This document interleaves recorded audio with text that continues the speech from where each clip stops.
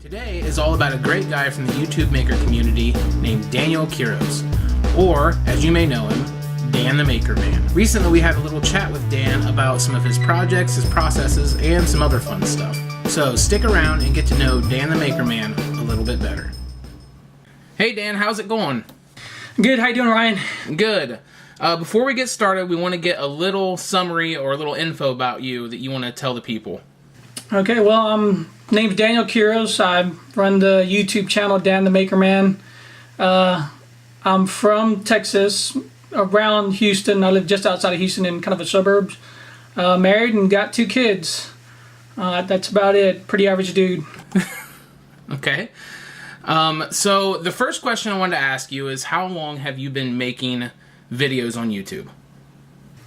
I actually started, I know the exact date because it's pretty memorable. It's September 11th of last year, 2015. Originally, I'd seen Sterling Davis put out a pallet wood contest. So I was like, cool, I make these pallet wood flags, U.S. flags. And I was like, I'll film it and submit it. And then I filmed it and realized it takes a lot longer to film and edit and do all that stuff.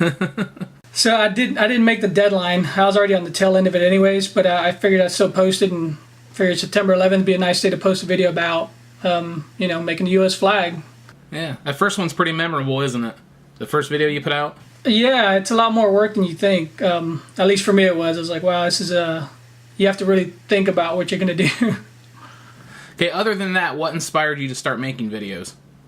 I think like a lot of guys on YouTube, mainly like watching Steve Ramsey from Woodworking for Mere Mortals, and of course Jimmy DiResta, Right. watching those guys make stuff.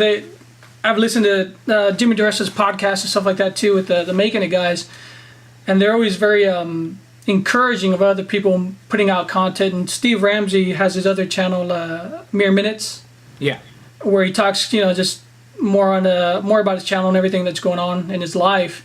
And again, he's very encouraging. It's like, just, do it, put it out there, and have fun with it. It doesn't have to necessarily be, perfect the first time, but just do it if you feel like doing it. And that kind of got me going. Just being a maker in general, when did you kind of get into doing that? I don't have like an actual like time when, okay, this is when I became a maker. I've always been around people that make stuff, DIYers, people that like to do the work themselves. A story I like to tell that both actually my brother and I like to tell is when we were kids. This is growing up in the 80s. We used to watch a lot of kung fu movies. Saturday was a big kung fu movie day, and he wanted to make a ninja sword, and had no tools. But he got a piece of molding, I think it was like quarter round or something like that, and he made a wooden sword, and it was pretty neat. I mean, he used cardboard and stuff like that to make the handle and all that. And then as he got a little bit older, he took it to the next level and actually had one made out of metal. He made it out of a piece of a chain link fence. I'm not sure how familiar you are with chain link fence. Yeah. But on one end, there's a long flat bar that just kind of holds the fence down, and that's what you pull across to keep it taut. Right. Well, he took that and shaped it and polished it. One of our neighbors had a grinder, so he kind of ground it up a little bit and didn't heat treat or anything like that, but he tried to put an edge on it, and at the end of the day, it looked pretty cool. I mean, he had a PVC handle, and it was wrapped with shoelace to kind of give it that little crosshatch look. So it was pretty cool to see him do that. And I was just along for the ride. Right. And another time he made a PVC bow. Oh, cool. Which is funny because back then, like I was saying, this is the 80s, so there's no, let me go find out how to do this. Now you go on YouTube, there's tons of guys that make bows out of PVC. So I told him you're a trailblazer, you didn't even know it. But it's stuff like that just kind of stays with you. And, eventually you get a little bit older, and I got a house. I think that had a lot to do with it. You get a house, you figure out, you want to do something, or you want to buy a piece of furniture, and you see how much it costs. Like, well, maybe I can do it myself, and that kind of, lit the fire a little bit more. And I'd make stuff for the house here and there, and now with YouTube, there's more reason for me to make things. Sure. To put out content, stuff like that. But I think really when I got my house and was able to start buying tools and actually have things to work with, made the difference. Right. Okay, so you recently hit 1,000 subscribers, which is a great milestone. So what's the experience been on YouTube for you so far? It's pretty awesome. The one thing that I didn't expect, because when I started putting out content, it was just kind of more for me. It's kind of like, I'm going to put this out there. My kids always come home and I've made something like, how'd you make that? And it's like, well, I tried to explain it to them. I was like, well, I thought it'd be kind of funny to just show them how I make stuff. And it's fun, the process of making something and shooting it and videoing it. You're almost doing two projects at the same time because you have the video and then what you're actually making. So the thing that surprised me was that all the support that you get from other makers out there and the positive comments and feedback that they give you. I know like some of the stuff I made isn't that great. It's a simple project, but it's something that I figure maybe somebody that's looking for it will find it, because not everybody's doing cutting dovetails and walnut and all that kind of stuff. Right. So sometimes simple projects are nice to do, and what surprised me is even those you get comments are like, oh, I like the way you did this edit here, or I like the way I like the music, or whatever the case might be. There's always something positive about it. I haven't gotten a whole lot of negative comments. The ones that I do are just it's like, your music's too loud. It's like, sorry, it's the first time I made a video, turn it down. It's like, I have a volume knob, I'm pretty sure you do too. But I've gotten, I think, one comment of one person that said that that was a waste of three minutes of my life. And I was like, well, it's like, you can't win them all. Sorry. All right, so you have 3 videos that we really, really, really like. I actually see 2 of them in the background right there. It's your Iron Man, Spider-Man, and your Captain America. Can you give us a little bit more info on those, or maybe what the process was like for you?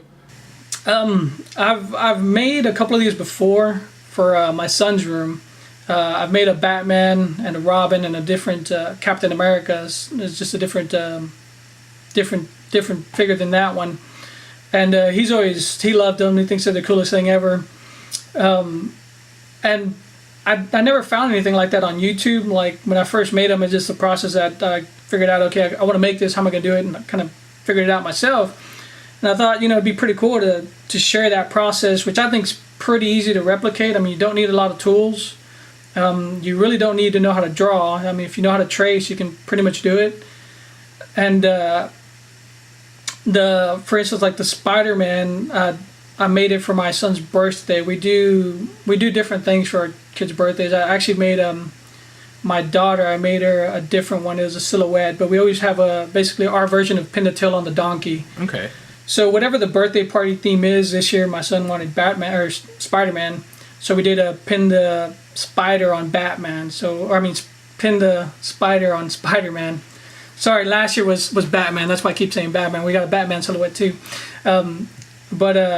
So I made the Spider-Man for that, and then cut out a bunch of foam spiders, and we do the blindfold the kids and have them stick it on the figure. And then at the end of the day, he gets to keep the Spider-Man. Except now he told me he wants a different Spider-Man that he saw. So I don't know if I'm going to do another video of it, because it's the same process, but they're fun to make, and they look pretty cool. They look like they're a lot of fun to make. Yeah, it's kind of one of those it can be a little nerve-wracking because you hope it comes out the way you want it to. But in the end, it's like, it's just satisfying. And the Iron Man and the Captain America, my brother who draws, he's an awesome artist. He's got a DeviantArt page. I've put links to it in I think most of the videos that I've done, the Iron Man and the Captain America. Yeah. He just likes to draw. It's not his day job. I mean, he's got a completely different day job, but he's always been drawing as a kid. And he was doing basically what was it was an exercise for him to make all the Avengers in like a cartoon style.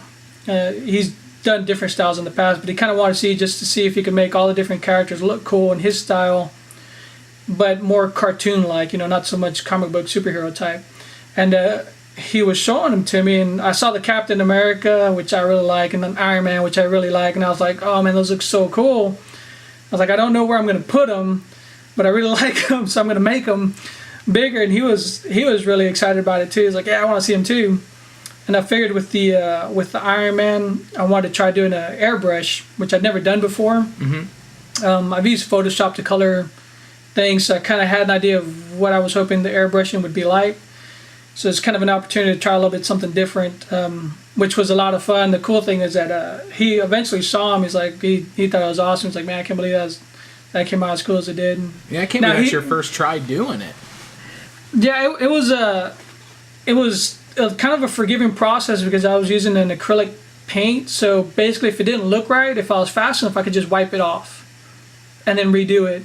And there was a couple of instances where I kind of overdid it. It's like, well, that looks terrible, so just wipe it off real quick and then respray it. Cool. So it was kind of neat. I had planned to do both the Captain America and the Iron Man airbrush, but I finished the Captain America. And it's like, I kind of like the way it looks. I sent it to my brother. Like, what do you think? He's like, nah, it looks awesome. Just leave it like that.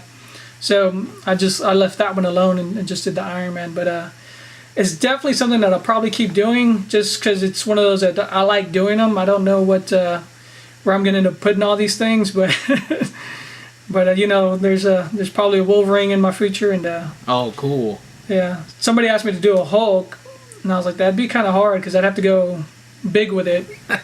So I might have to double up on some MDF or something. Yeah. I don't know. But they're fun to do for sure. Cool. All right, you have a bunch of other cool projects. I know one of the first videos we saw of yours, there was two of them actually. There was the DIY corner clamp, yeah, and then the other one was the Japanese style bench. Yeah. And then you had the Deadpool tool caddy, and then most recently it was the Lord of the Rings letter opener. So you got like a wide variety of projects there. Where do you usually find your inspiration for these things? It depends. I mean, sometimes it fills a need. There's something that we need, so I want to make it. Other times it's just something that I want to see if I can make it. I get an idea, and it's like a lot of people say, you're about to go to bed, then all of a sudden you think of something really cool and you scribble down a note. You think, that's going to be so cool. For example, the corner clamp I needed because I screwed up another project. I was making I made some Pac-Man bookends, right? And the bookends have a 90 degree to them. And I tried to eyeball it, and I thought it was fine. And I painted them, and they're pretty much done. And then I was actually putting them up against a couple of, I use them to toll video games instead of books. And I put it up against a video game, and I noticed it's like shooting out at not 90 degrees. And I was like, I'm going to have to make it again. And I started looking at like corner clamps, and I'd seen them before, the real rigid metal ones. Mm-hmm. And they were just, for me, they're too pricey for what I would be using them for. And I was like, I'm not building cabinets professionally. So I started just thinking about it, and I figured, well, get a couple of squares and glue them together and make a little notch out, and that'll work for getting 90 degree angles. Right. And it worked out pretty good. The Japanese style bench, that was one that was kind of I'd gotten a bunch of pallets because I'd made there's the one video where I made the big giant Texas flag. Mm-hmm. So that guy gave me a bunch of pallets. I had a bunch of leftover the 2x4s that are part of the pallets that aren't usually you can't usually use them because they're just riddled with nails, and right, they're just a pain and they're pretty trash. But I wanted to see if I could use them. So I got what I could, or was able to salvage from there, and I had always wanted to make that style of bench. I had the shape in mind, the way the seat was and the legs. Yeah. And I figured, if I can reuse these pieces that I would normally just throw away because I hardly ever use them, it's like it'd be kind of neat. And it's kind of one of those videos that came out really cool. Again, a bench that I don't know. We have it in our house. I like it. My wife likes it. It doesn't really have like a permanent home, but we don't want to get rid of it. So. Right. And the Deadpool caddy was that was kind of for fun. I think we were walking around Hobby Lobby, and I saw they had the mannequins, or not mannequins, but they're just the styrofoam heads. I think they're holding hats or something. I don't know, but I saw it and I pictured Deadpool, and I was like, why do I want the head of Deadpool, just sitting there? I figured let's make it fun and be able to stab things in it and use it as a tool caddy. which that sounded better than it actually was. It doesn't really work out that great because when you stab something in there, then you don't know what it is. Like, if it's different screwdrivers, it's like, well, which one's a flathead, which one's a Phillips. But it was fun. It was more of to see if I could kind of shape it and mold it, and it was one of those learned a lot. And I think if I did ever do it again, I could do a much better job. It was pretty cool though. It was different, definitely different. Yeah, it was me trying to have some fun with the whole thing. I even shot it in what I call the Jocko whatever style with just the one light. Yeah. I was trying to do that, which is like, my hat's off to that guy, because for me it was such a pain to shoot that way. Again, it's one of those, it's like, wow, this is a lot harder than it looks. Mm-hmm. I've done it a few other times just when feel like doing something a little bit different. But yeah, and the Lord of the Rings letter opener. That was we had a letter opener that had, it's a safety kind that has a razor in between like two pieces of plastic. Okay. So that you can just kind of put it in the envelope and it opens it. And you don't have to worry about nicking your finger or anything like that, And that we've had it for years and it just went dull, and it would just kind of rip it and just bunch it all up, and it was the one we had just wasn't any good. And told my wife, I'll see if I can make one. And I was thinking about it for a while. What would be kind of cool to have. Mm-hmm. And I was thinking something Batman related or comic book hero related. And then I was watching Wood by Wright. He had made a handle for a hammer, and it was a little hammer for adjusting his planes. And on the handle of the hammer, he kind of carved a little scroll into it. I don't know if it's a scroll, like a little grapevine. It was just a real neat little touch that kind of made it look nicer than just a regular hammer. And I left a comment on there saying, that has kind of an elvish look, which made me think of Lord of the Rings. And that's just like, the idea popped in my head. I was like, yeah, I remember there was a really cool sword. It was like a double-handed, elven sword that looked really cool. And I went back, finally Googled it enough to where I figured out the name of it. It's called a High Elven Warrior Sword. And I was like, this is, it'd be cool if I could make a letter opener in this style. Yeah. And part of the reason I wanted to do it too is I kind of dipping my toe into the whole knife making thing. Just being a guy, you want to make a knife. I think everybody wants to make their own knife, so right. Figured start with something that don't have to heat treat. Just kind of see if I can work the shape, get the bevels, see if it's something that I actually want to do after all the work. It's kind of like, maybe I don't want to do this anymore, but it was fun making it. It was really cool. Again, it's always neat when I show something to like my wife or kids and like, oh, that's cool. It's like, wow, you made that. It's like when you can surprise your family, to me, that's the biggest compliment. So they all thought it was cool. I had to kind of take it away from my son who's starting to scare me running around with it. And it's like, it's still pointy. It'll still hurt. So we got it up high on the counter. But yeah, it's just different things. Usually, like I said, it's either satisfying a need or just something to get it out of my system. It's like I feel like making it to see if I can make it, and lots of times it's more of the learning process. What am I going to learn when I make this, and am I going to be able to use it somewhere else? So. All right. So this far, what is your favorite material to work with? Right now it's the metal. I mean, I'm having a lot of fun with metal. It's cool with in terms of like welding it too. I made a rebar bench with I made the legs out of rebar. I mean, that was the second time that I tried welding something. Really, I kind of consider it more my first like real time welding, because it took a longer period of time to just kind of figure everything out and make sure it kind of fit right. And I was able to duplicate, I made one leg and then I made the other leg of the bench. And it's just, it's one of those that I always wanted to try. I finally came up with something that I thought would be cool to do. Making the Lord of the Rings letter opener too was another kind of thing with metal. Right now, I guess I'm into metal. I also made for the 4th of July, I made a bottle opener out of a saw blade. I had an old, like most guys got a bunch of old saw blades, don't ever throw them away. Yeah. And I was thinking, I'm going to make a knife with them. I've seen guys make knives out of them if they can heat treat it and all that. So it's just one of those things. 4th of July is coming up. Figure maybe have a beer or two. I'm not a big beer drinker, but I figure, what the heck, for the holiday. And I use the little carbide tip on it. It's going to be part of basically the opener. So that's going to be my next video. I don't know when it's going to be out. I'm getting one of my family members, this is one of those, my wife's cousin's son.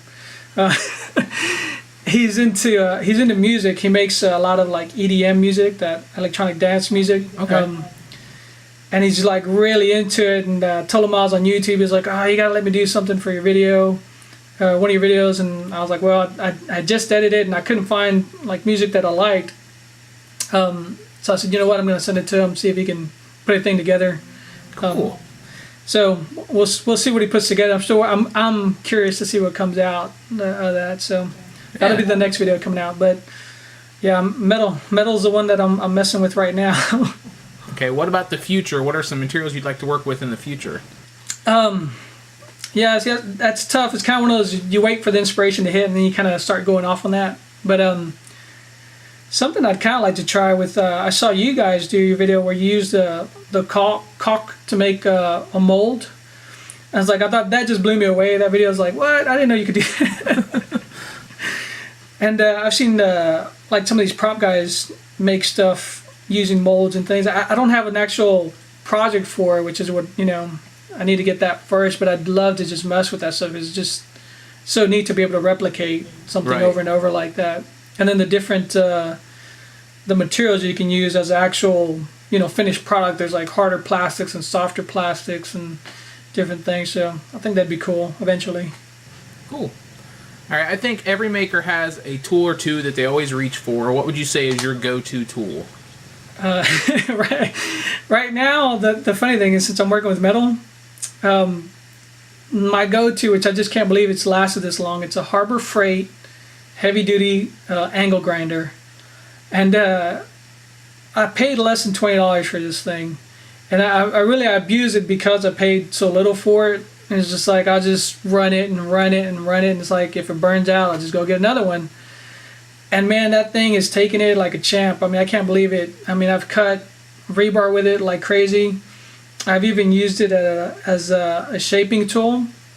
So I'll put a flap disc on it, and I'll just take it to wood and like knock down. If you want to knock down a corner like really quick, just take it and run it right across. Just takes the corner off, just all kinds of stuff, man. And that thing just keeps going. I mean, I've dropped it. It's more than probably 10 times, just because I'll put it on the table and I'll end up stepping on the cord and there it comes, and it's lasted. Right now I just can't believe it. I was like, man, that thing's awesome. Yeah, you can get a gem at Harbor Freight every once in a while. Yeah, actually the funny thing is, the first I bought one, I brought it home, and there's a little locking pin so you can change out the different wheels. Yeah. The locking pin wouldn't engage, so it was broken. I was like, well, maybe I should just return it and not get one. This is a sign from the tool gods. And it's like, no, I really want one. I just had different projects. Man, this thing's at least probably 5 years old. Wow. This angle grinder. Yeah, and like I tell you, I've abused it heavily. And I was like, no, I'll go buy another one. It's Harbor Freight. You never know. Roll of the dice. You might get a good one. And I got lucky the second time around. Do you have any plans to start working with any other tools in the future, like CNC or a lathe for wood turning or anything like that? Yeah, I don't know. The CNCs are really cool, but it's everything that I've seen with them. It's like you have to have a real big space for them. Yeah. And I don't have the space to dedicate for it. I mean, I'd love to. I mean, especially because I make a lot of different signs that I paint for different folks. That's one of the few things I actually get paid for more often than not, is when someone asks me to make a sign for them. Okay.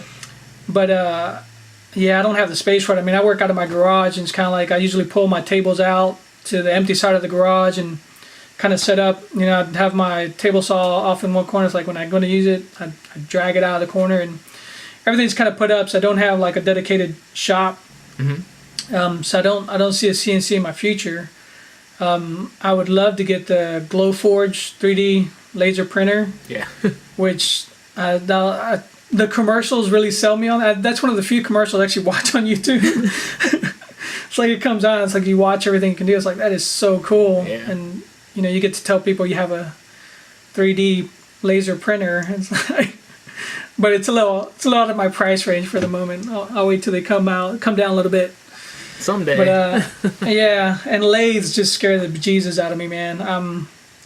I see guys like they'll take wood stock. Sometimes they'll knock the corners off. Sometimes they'll just put like a square piece, and chuck it up and then start hitting it with with the different tools. Like, man, that just scares the crap out of me. It's like, no, with my leg would break in half and take off my head or something. So I'm with you on that one. I like watching them, but I'm a little bit too scared to try it just yet. Yeah, exactly. Yeah, that's one of those. I think most stuff I don't mind giving it a try on my own. As far as like the welding, you watch a few YouTube videos, you kind of get an idea of what you got to do. And you can hurt yourself with it with with a welder, but with the lathe, I think it's one of those. It would really be helpful if you have somebody kind of give you a hand and give you the basics, go through things to watch out for. Yeah. At least for me, anyways. But yeah, I'm staying away from lathes. Like you said, I'll watch them for the moment. All right. What would you say is your favorite project that you've done so far, and why? I think the Iron Man. The Iron Man and the rebar bench are my two favorite.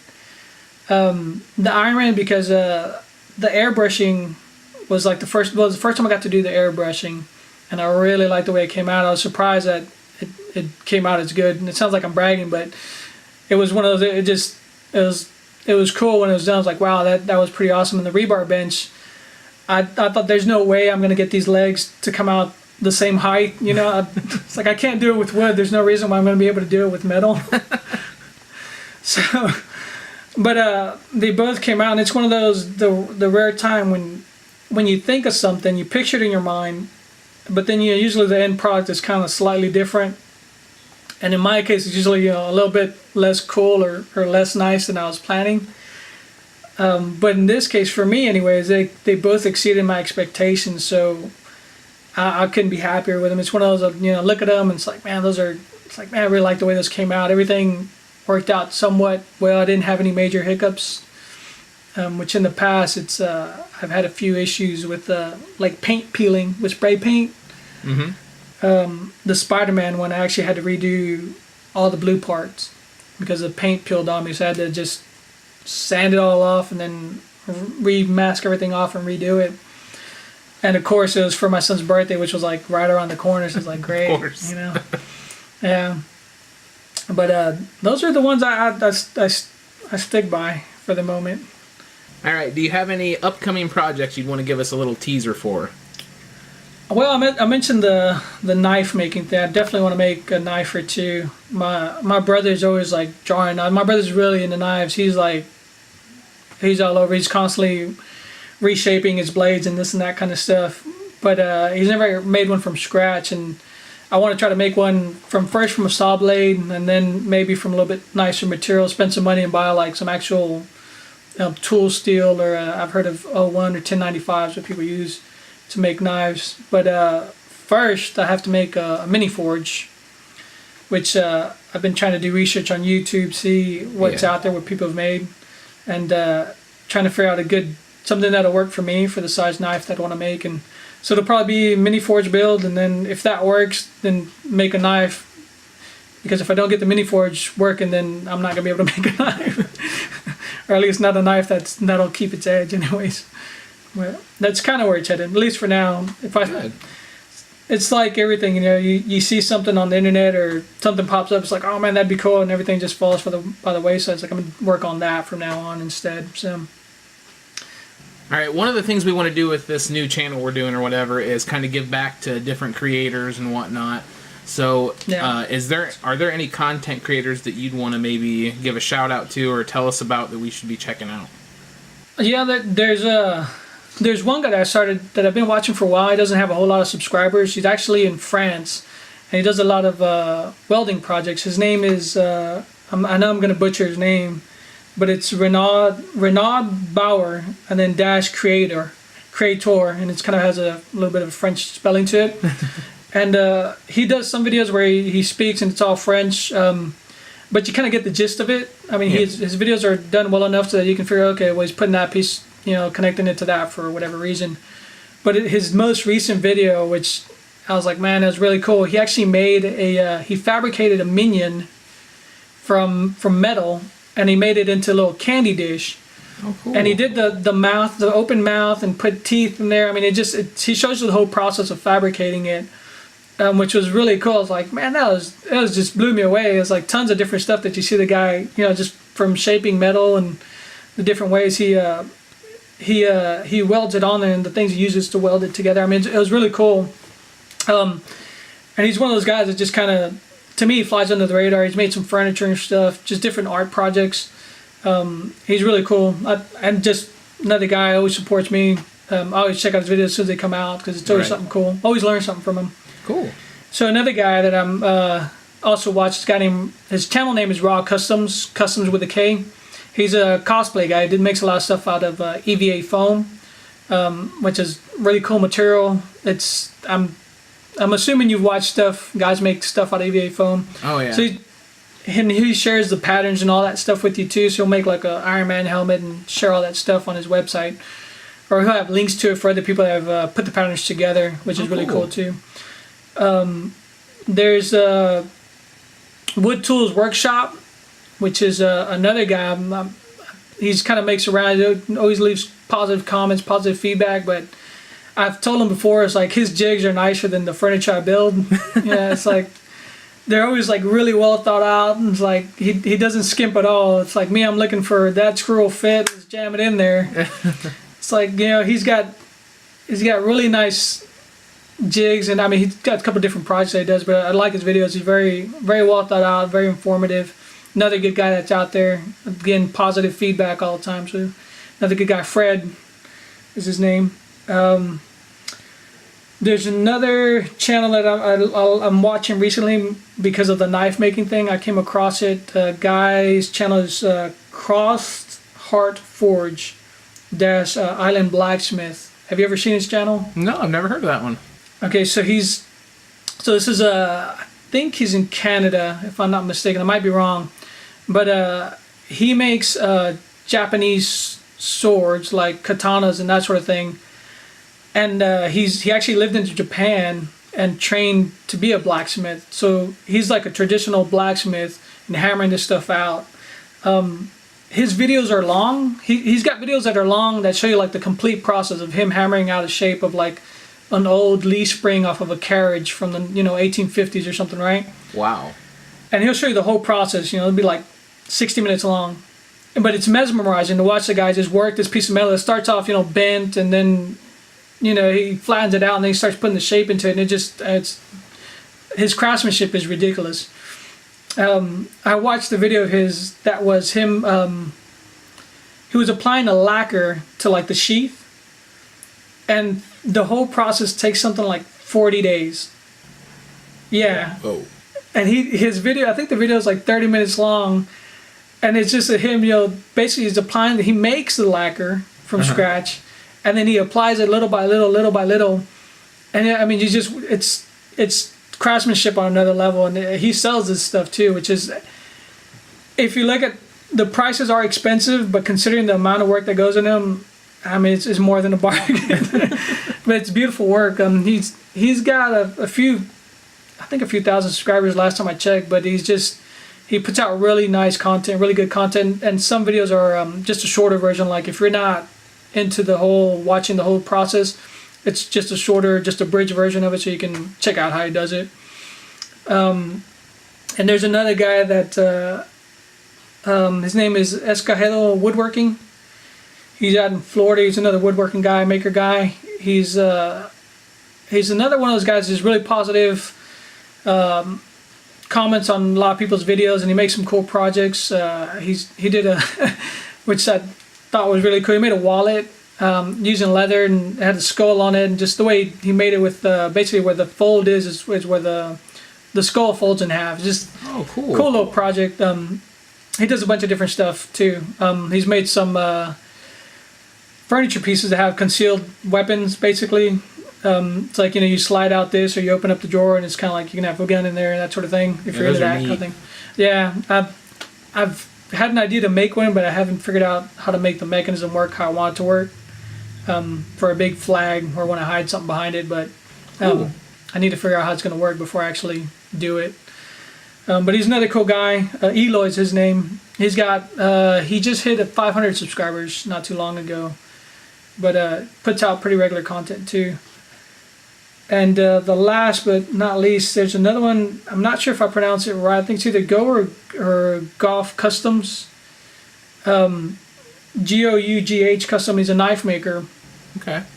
In my research for making knives, I found his channel, and I want to say he's in Canada, but he's got a few different tutorials if you're interested in making knives, on how to sharpen them and shape them, and they're really good tutorials on how to build the different. There's a sharpening jig you can build for basically getting the right angle, and it shows you how to build it, shows you how to use it. Shows you a little mini forge that he built. He's also done like testing. He does different heat treats on the different metals.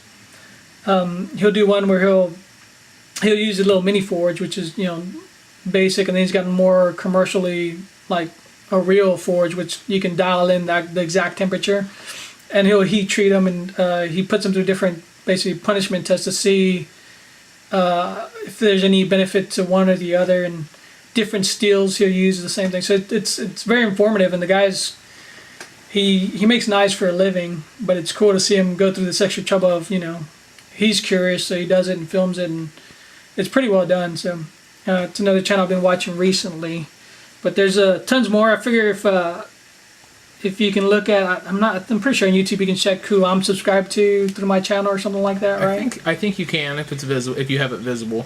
I think I do. So I'm subscribed to at least 100 plus channels, if not more. So right. Yeah. So then I'll make sure I link to all these channels in the description too. Okay. I think you sent me the list here. Are those all hyperlinked? Yeah, those are all hyper. They should be. Okay. If not, just I'll let make me sure know I put those in the description of the video. Definitely. Cool. So before we go, where can people find you online? Well, mainly YouTube, Dan the Maker Man. That's anywhere. I'm not on Facebook, which a lot of people tell me to get on Facebook, but it's a fad. I'm saying. I can't get on. I just haven't. It's one of those things. I don't know why. I'm holding it off, but I'm on Twitter and Instagram. Whenever I'm working on anything, if I have a video that's going to be out, I usually post on Instagram a picture of whatever the finished project is. And it's same thing, Dan the Maker Man, just underscore in between the different words. And Dan the Maker Man, all one word, on Twitter, which I'm somewhat active. I know that's one of the things I'm still trying to get the hang of, all this social media thing. It's like I feel like I'm being annoying if I'm sending out too much stuff, Oh yeah, I do. I feel the same way. Yeah, it's kind of like I just want to show you what I think is important at the moment. It's like, here, look at this. I made this. So, but that's pretty much it. YouTube, Dan the Maker Man. Sweet. All right. Well, I thank you for taking the time to do this little interview. I had a lot of fun doing it. Oh, likewise. Yeah, it was nice meeting you. Nice getting to talk to you in person. I really enjoy your guys' content. Thanks. I like your guys' channel because you do that. You do everything from simple projects to more complicated stuff. Yeah. Which is it's kind of the cool thing about YouTube is like not everybody. The skill levels are different, So Right. you have people looking for simple stuff. Some people looking for more complicated stuff. So Oh yeah. it's all out there, which is kind of what I try to do a little bit too with my channel. A little bit easier, and what I think might be more difficult. But Yeah. Great community, isn't it? yeah, that's ultimately, that's what kind of keeps me going. The sense of community that you have. I haven't come across any bad apples that had kind of ruined it for anybody as far as makers go. Oh yeah. Or content creators. I mean, everybody that I've run into, or anybody that I've sent a question to, has pretty much answered me. Even like everybody talks about Jimmy DeResta, and there's a reason the guy's popular. You send him a direct message and he answers you. As a matter of fact, he's the first person that subscribed to my channel. Oh really? And he subscribed because I asked him to. I had 0 subscribers. I put it out there. I think it'd been out for like 2 weeks or whatever. And I don't know how long it takes to get subscribers first video, but I've been watching a lot of his stuff, and I just sent him a direct message through YouTube, like, you know, I really like your stuff. It's you know, it's inspired me to make my own channel. I don't even care if you watch my video, but you know, check it out if you can, you know, or subscribe if you want.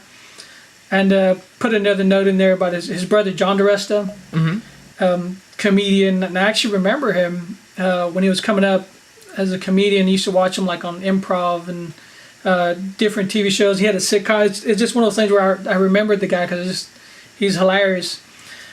He still is. But kind of put a little note in there, and man, within like 2 hours, Jimmy was subscribed to my channel and said notes like, thanks, you know, thanks for watching my stuff. And I was like, yeah, where else are you going to get that kind of interaction? You know, it's like you don't get that interaction from, obviously, you know, actors and that sort of thing. Right. And it's the same thing with like Bob from I Like to Make Stuff, or any of those guys. You send them a question and they'll either answer it for you, or if you tweet out something, if they don't know it, they'll tweet it out to the mass and say, hey, anybody help out? And I'm kind of in the same boat with you there. I got a hold of David Picciuto probably when we were only at like maybe 150 subscribers or something like that, and I just thought it was cool that he just lives up the road from me here in Ohio. Yeah. And I was like, hey, it's cool that you live up there. And he's like, yeah, cool. And he's like, and he subscribed. I was like, wow, that was cool. I didn't expect that. Yeah. Yeah, it's the little things that make the difference, you know. And that's the way everybody is, you know. Usually if you send somebody a note, it's like, hey, check out my channel. Sometimes people will ask me for advice. It's like, yeah, I'm not... When it comes to filming and editing, it's like, I keep my stuff simple. So it's kind of like I'm not the guy to ask. But, you know, I always should check out... If they have a channel, I usually subscribe to it.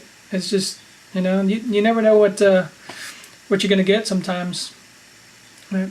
All right, well, I thank you much, Dan. Cool. No, thank you. I appreciate it. Like I said, I'm still a super small channel, so I didn't expect an interview, so we'll see. We'll see what happens with it. But either way, thanks, man. It's good talking to you. You too. We want to thank you for joining us for that maker interview. You can check out all the links to anything we talked about in this interview in the description. If you want to see future interviews with other makers, make sure you subscribe to our channel so you can be notified whenever we do a new one. Also, head over to our website to see some of the awesome featured project articles and some of the other stuff we have going on over there. Again, thanks for watching.